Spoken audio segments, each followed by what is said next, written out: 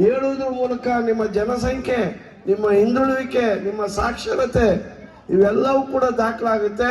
ಆ ಆಧಾರದ ಮೇಲೆ ನಿಮಗೆ ಮೀಸಲಾತಿ ಲಭ್ಯವಾಗುತ್ತೆ. ಈ ಕಾರಣದಿಂದ ನಾನು ಈ ಹಿಂದೆನೆ ಒಂದು ಕರೆ ಕೊಟ್ಟಿದ್ದೆ, ಯಾವುದೇ ಮಾದಿಗರು ಗುಂಪಾಗಿ ಸೇರಬಾರ್ದು, ಜಾತ್ರೆ ಮಾಡಬಾರ್ದು, ನಮ್ಮ ಜಯಂತಿಯನ್ನು ಮಾಡಬಾರ್ದು. ಮಾದಿಗರಿಗೆ ಸಂಬಂಧಪಟ್ಟಂಥ ವಿಷಯವನ್ನು ಸ್ವಲ್ಪ ಜನ ಕುಳಿತುಕೊಂಡು ಚರ್ಚೆ ಮಾಡಬೇಕು.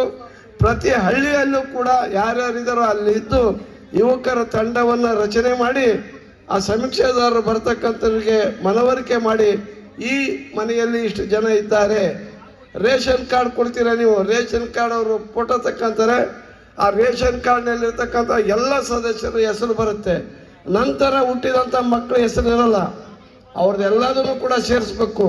ಇವತ್ತೇ ಮಕ್ಕಳು ಹುಟ್ಟಿದ್ರೆ ಅದನ್ನು ಕೂಡ ಸೇರಿಸ್ಬೇಕು. ಅದರಿಂದ ನಿಮ್ಗೆಲ್ಲರಿಗೂ ಕೂಡ ಮನವರಿಕೆ ಮಾಡೋಕ್ಕೋಸ್ಕರ ನಾನು ರಾಜ್ಯಾದ್ಯಂತ ಪ್ರವಾಸ ಮಾಡ್ತಾ ಇದ್ದೀನಿ.